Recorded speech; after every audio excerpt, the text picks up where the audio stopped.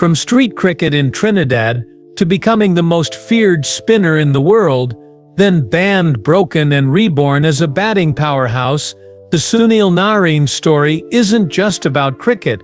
It's about a man who reinvented himself when the world said he was finished. The mystery spinner who became a mystery to himself. Today we unravel the enigma behind the quiet genius who transformed T20 cricket forever. Stay with me for the next 35 minutes, and I promise you'll never watch a Sunil Narine match the same way again. Subscribe now and hit that notification bell to join our cricket community.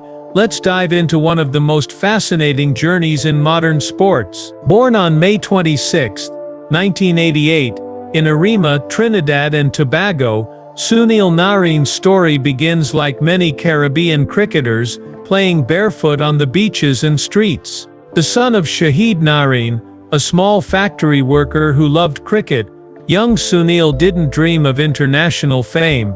His father just wanted him to enjoy the game. What nobody knew was that this shy boy would revolutionize spin bowling for a generation. In the cricket-obsessed neighborhoods of Trinidad, Narine developed something special.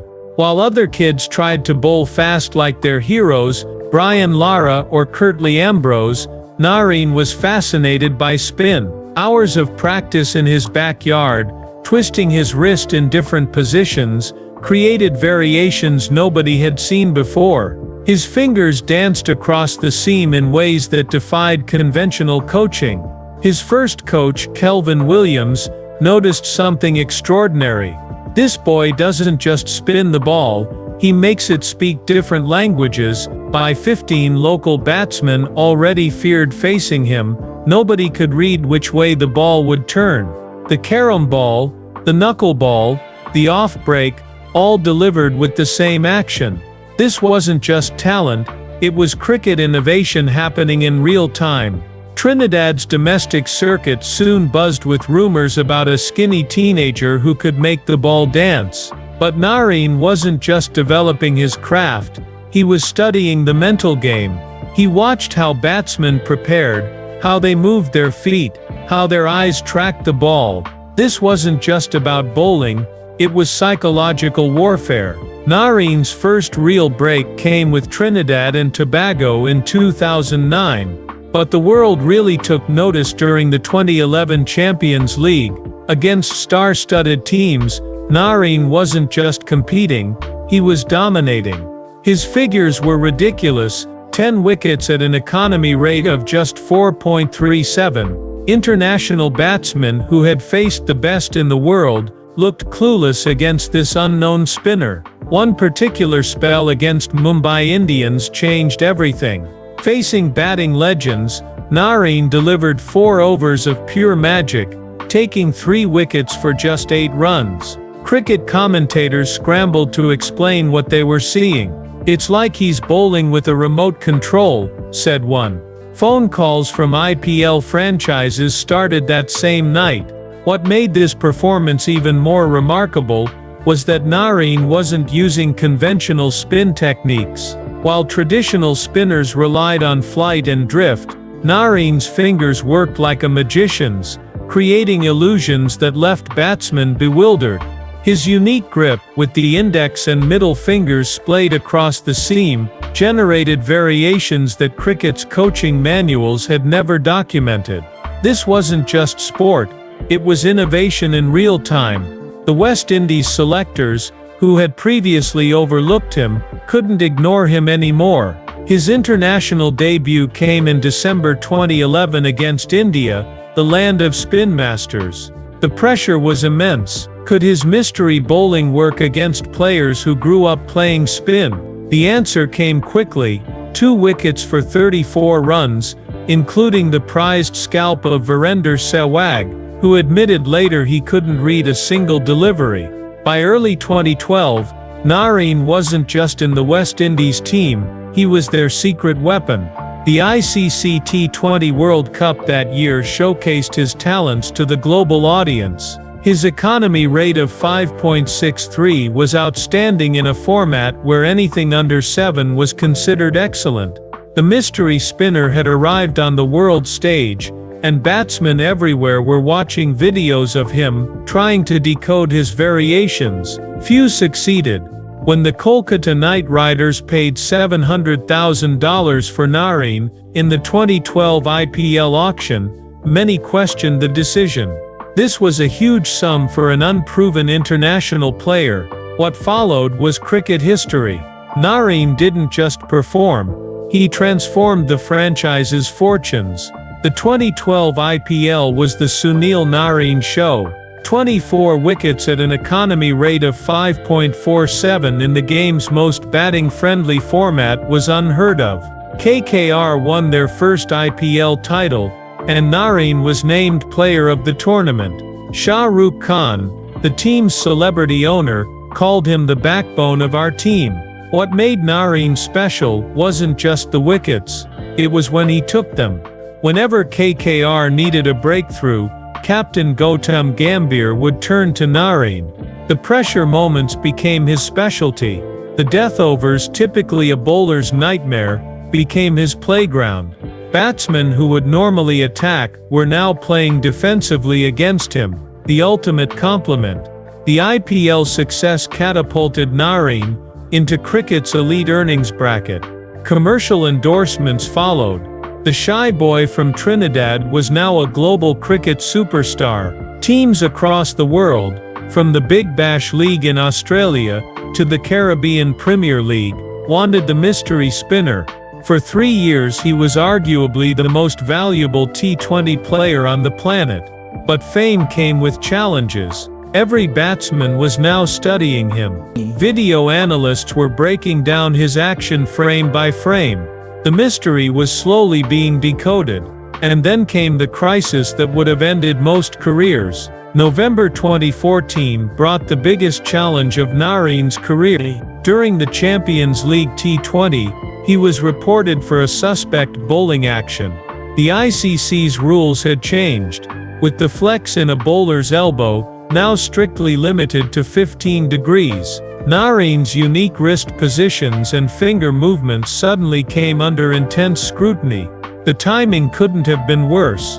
Just as he had established himself as cricket's premier spinner, his very technique was being questioned. The West Indies withdrew him from the upcoming tour. The message was clear: fix your action or your international career is over. What followed was the darkest period of Narine's life. The remodeling of a bowling action isn't just a technical change, it's a complete psychological rebuild. Imagine a painter being told they can no longer use the brushstrokes that made them famous. Narine had to unlearn what had made him special.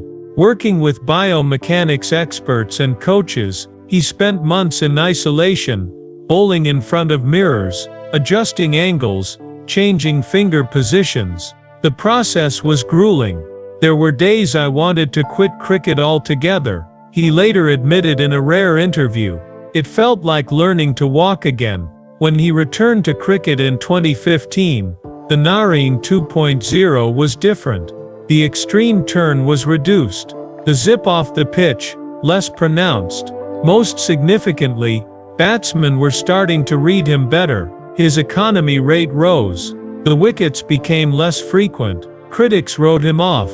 Many mystery spinners before him had faded into obscurity once their secrets were exposed. Ajantha Mendis, Saeed Ajmal. The list was long. It seemed Narine would be the next name added. But what happened next would redefine resilience in cricket. While working to rebuild his bowling action, Narine started spending more time in the batting nets. Initially, it was just to distract himself from the bowling struggles. But coaches noticed something: he had remarkable hand-eye coordination and natural timing. In 2017, desperate for solutions after a poor start to the IPL season, KKR made a bizarre move. They promoted Narine, previously a tailender, to open the batting. Cricket experts called it desperation. It was about to become revolution. In his first significant innings as opener, Narine smashed 37 off just 18 balls. It wasn't just the runs, it was how he scored them. Fearless hitting against world-class bowlers. This wasn't a tailender having a lucky day, this was clean striking and smart batting. By the end of the season, the experiment had become strategy. Narine wasn't just surviving as a batsman, he was thriving. The numbers told an incredible story. In the 2018 IPL, he scored 357 runs at a strike rate of 189.89, higher than most specialist batsmen. His bowling, while not as devastating as before, remained effective. The mystery spinner had transformed into a genuine all-rounder. What made this transformation so remarkable was the context. Most cricketers specialize early and develop one skill throughout their career. Narine had mastered spin bowling, lost it due to action issues, and then reinvented himself as an explosive batsman, all while maintaining useful bowling skills. In the history of cricket, perhaps only Gary Sobers had shown such adaptability. This wasn't just career survival, it was career elevation. Narine 2.0 was in many ways more valuable than the original version. T20 franchises now had a player who could give them 4 economical overs and explosive batting at the top. It was like having 2 players in one. Behind the cricket superstar is a deeply private man. Unlike many modern athletes who live their lives on social media, Narine keeps a low profile. His marriage to Angelia in 2013 has been the cornerstone of his personal stability. Together, they have 2 children who rarely appear in public. This privacy isn't coincidental. Those close to Narine describe him as introspective and quiet. In team environments filled with big personalities, he's often found sitting alone, observing. This isn't aloofness, it's his natural state. The man who creates chaos for batsmen craves peace in his personal life. The couple's home in Trinidad is deliberately located away from the cricketing hotspots, a sanctuary where Narine can disconnect from the pressures of professional sport. Friends say his perfect day involves fishing by a quiet river or playing with his children in their backyard, far from the roaring crowds and camera flashes that define his working life. This balance has been crucial to his longevity in a sport that consumes many talented players. The action controversy took a toll not just professionally but personally. Narine faced public scrutiny, and in some quarters, skepticism about his technique. For someone who avoids the spotlight, this was particularly difficult. Angelia became his rock during this period, often traveling with him to ensure he had family support. His relationship with West Indies cricket has been complicated. After his action was cleared, many expected him to return to international cricket full-time. Instead, he began prioritizing T20 leagues. Critics called it mercenary. Supporters saw it as practical career management. The truth lies somewhere in between. The West Indies Cricket Board's inconsistent policies didn't help. Narine often found himself caught between national duties and league commitments. For a player who had already faced career uncertainty, financial security became important. T20 leagues offered that security. Despite these challenges, Narine has maintained a dignified silence. No public complaints, no social media rants. When asked about controversies, his standard response became, "I let my cricket do the talking." In an era of outspoken athletes, this restraint stands out. As T20 cricket exploded globally, Narine became one of its most sought-after practitioners. Beyond the IPL, he became a star in the Caribbean Premier League, the Big Bash League in Australia, the Bangladesh Premier League, and various other competitions. His value wasn't just in statistics, but in tactical impact. Teams built strategies around him. When Narine bowled, captains attacked from the other end. When he batted, the power play became a period of maximum impact. Few players have influenced T20 tactical thinking as much as Narine. The Trinidad Knight Riders, Kolkata Knight Riders, Melbourne Renegades, Lahore Qalandars, Across franchises, the pattern was similar. Narine wasn't just participating, he was defining how modern T20 cricket should be played. His batting revolution inspired others. More bowlers started taking their batting seriously, became more flexible with their batting orders. The concept of the pinch hitter was reinvented for the T20 era, with Narine as its poster boy. By 2022, Narine had played over 400 T20 matches worldwide, an extraordinary number reflecting both his durability and demand. His career economy rate of under 6.5 runs per over remained elite in a format increasingly dominated by batsmen. Add to this his batting strike rate of over 150, and the value becomes clear. The global T20 circuit also exposed Narine to different cultures and cricket philosophies. He worked with coaches from Australia, India, South Africa, and England, absorbing knowledge and constantly evolving his game. The mystery spinner had become a student of global cricket, incorporating elements from different cricket cultures. As Narine moves into the later stages of his career, his legacy is already secured. He changed spin bowling in T20 cricket. Before Narine, spinners were often seen as defensive options in limited overs cricket. After him, they became attacking weapons. His technical innovations, particularly the refinement of the carrom ball and knuckle ball, have influenced a generation of young spinners. From Kuldeep Yadava to Rashid Khan, many modern spinners cite Narine as an influence. His finger positions and wrist use are now taught in cricket academies worldwide. The batting transformation offered a blueprint for career reinvention. He showed that cricket specialization isn't permanent, that players can evolve and develop new skills even at the highest level. In an era where players often retire once their primary skill diminishes, Narine showed another path. For West Indies cricket, his legacy is more complicated. He hasn't played international cricket consistently since 2019. Some see this as a loss for West Indies.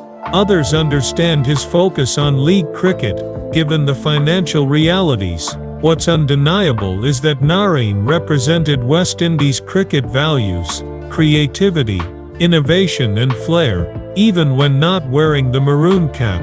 Looking ahead, Narine likely has several more years of T20 cricket. His style, less dependent on physical attributes like pace or power, ages well. Mystery spinners often maintain effectiveness longer than other bowling types. His batting, based on timing rather than brute force, should also remain effective. Post-playing career, Narine seems unlikely to pursue the typical commentary or coaching routes. His private nature suggests he might return to Trinidad, invest in local businesses, and perhaps work with young cricketers away from the spotlight. Some have suggested he could revolutionize coaching just as he did playing, developing new methods to teach the art of mystery spin. Whatever path he chooses, Narine's impact on cricket is permanent. He didn't just play the game, he changed it. Sunil Narine's journey represents something special in modern sports: authentic originality. In an era of standardized techniques and cookie-cutter players, he dared to be different. His bowling action wasn't coached, it was created. His batting approach wasn't textbook, it was effective. When cricket historians look back at the T20 revolution, Narine will stand as one of its defining figures, not just for what he achieved, but how he achieved it. He faced adversity. The action controversy could have ended his career. Instead, it became a chapter in a larger story of reinvention. For aspiring cricketers, especially those from modest backgrounds like Trinidad's cricket neighborhoods, Narine shows that innovation can trump tradition, that cricket intelligence is as valuable as cricket talent, that silence can be powerful in a noisy sports world. What makes Narine's story particularly compelling is that it represents the changing face of cricket itself. As the sport moved from the traditional 5-day test matches toward the explosive T20 format, it needed new heroes who embodied this evolution. Narine, with his unorthodox methods, adaptability and flair, became the perfect ambassador for cricket's new era. He wasn't just playing within the changing system, he was actively shaping it. His career also highlights a broader shift in cricket economics. By choosing franchise cricket over national duty at times, Narine became part of the first generation of cricket professionals who built global careers beyond traditional international structures. He became a brand unto himself, recognizable in Mumbai, Melbourne and Manchester, representing a new type of cricket celebrity that transcends national identity. Perhaps most importantly, Narine reminds us that sports careers aren't linear. They're filled with unexpected turns, challenges, and opportunities for reinvention. The mystery spinner became a power hitter. The quiet introvert became a global superstar. The suspect action became a refined technique. As we watch Narine in the twilight of his playing days, we're witnessing living cricket history, a player who shaped the game's evolution and expanded its possibilities. The mystery may have been partially solved, but the legend of Sunil Narine continues to grow. That's the Sunil Narine story, from mystery spinner to cricket revolutionary. If you enjoyed this deep dive into one of cricket's most fascinating careers, hit that subscribe button right now. Drop a comment below sharing your favorite Narine moment. Was it a bamboozling carrom ball, or a power play 6? And don't forget to ring that notification bell to catch our next cricket legend profile. This is Cricket Untold, bringing you the stories behind the statistics. Until next time, keep watching, keep loving cricket.